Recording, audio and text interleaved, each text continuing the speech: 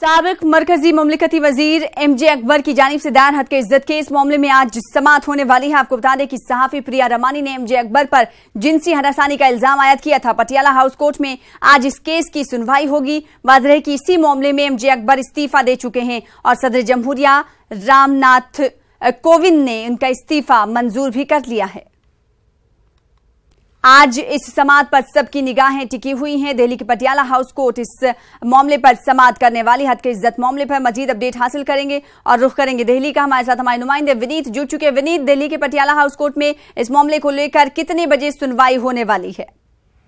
आज निश्चित तौर पर मैं आपको बताना चाहूँगा, आपसे थोड़ी देर बाद दिल्ली के पटियाला हाउस कोर्ट में आपराधिक मानहानि के मुकदमे के मामले में सुनवाई होगी। जैसा कि मैं पहले भी अपने दर्शकों को बताया कि प्रिया रमानी के खिलाफ एमजे अकबर ने आपराधिक मानहानि का मुकदमा दर्ज किया है और साफ तौर पर कहा है कि दुर्भावना से प्रेरित होकर के उनके खिलाफ षड्यंत्र के कारण उनके खिलाफ इस तरह के आरोप लगाए गए। जो आरोप लगाए गए हैं उन्हें नकारते हुए उन्होंने साफ तौर पर कहा कि ये जो आरोप है वो बेबुनियाद है, झूठे हैं और उनके मान हानि को कहीं ना कहीं उनके नुकसान पहुंचाते हैं और इसीलिए उन्होंने आपराधिक मानहानि का मुकदमा दर्ज किया है और आज इसकी सुनवाई होगी। प्रिया रमानी मामले में सुनवाई होगी। मैं आपको बताना चाहूँगा कि 20 महिला पत्रकारों ने विभिन्न समय पर उन पर एमजे अकबर पर यौन उत्पीड़न का मामला दर्ज किया था। मीटू के तहत जो कैंपेन चलाया जा रहा था उसके तहत यौन उत्पीड़न का मामला दर्ज किया था, लेकिन सभी आरोपों को एमजे अकबर ने नकार दिया है और इसके साथ ही साथ उन्होंने शुचिता की बात करते हुए और इसे व्यक्तिगत लड़ाई में बताते हुए अपने पद से इस्तीफा दे दिया। और लेकिन विनीत, एक सवाल यहाँ पर ये उठता है कि जब उन्हें साजिश के तहत फंसाया जा रहा है तो आखिर अपने ओहदे से इस्तीफा क्यों देते हैं?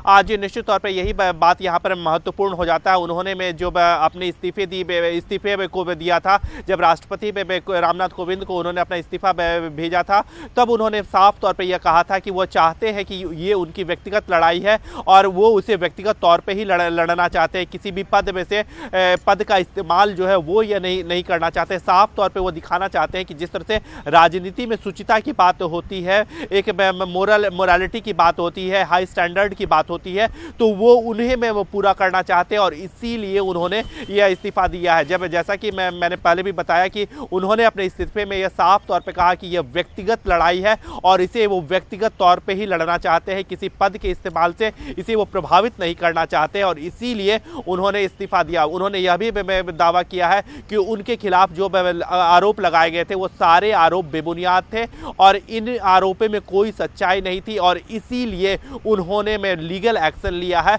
और आपराधिक मानहानि का मुकदमा जो है वो उन्होंने दर्ज किया है। मैं आपको बताना चाहूंगा कि पिछले संडे नाइजीरिया के दौरे से एमजे अकबर आए थे और आने के बाद उन्होंने, जब हमने उनसे एयरपोर्ट पे बात की थी, तब उन्होंने कहा था कि वो एक स्टेटमेंट जारी करेंगे और जब उन्होंने देर में शाम स्टेटमेंट जारी किया तब उसमें उन्होंने साफ तौर पर यह बताया था कि जो भी आरोप लगाए गए हैं वो कहीं ना कहीं राजनीति से प्रेरित बताए गए थे। उन्होंने इसकी टाइमिंग को लेकर के भी सवाल खड़े किए थे कि आखिरकार चुनाव के वक्त में ही जो इस तरह के इन तमाम चीजों को उन्होंने चुनावी एजेंडा एक तरीके से बताया था कि पब्लिसिटी स्टंट के लिए भी लोग कर रहे हैं और साथ ही साथ चुनाव आने वाले, इंतखाबात होने वाले, इसकी वजह से ये जो टॉपिक है ये निकाला गया है। बेहद शुक्रिया। आज इस मामले पर सुनवाई होने वाली है और इस सुनवाई पर सबकी निगाहें टिकी हुई। आपसे दोबारा भी राब्ता कायम करेंगे। फिलहाल इस वक्त शुक्रिया विनीत हमारे साथ जुड़ने के लिए।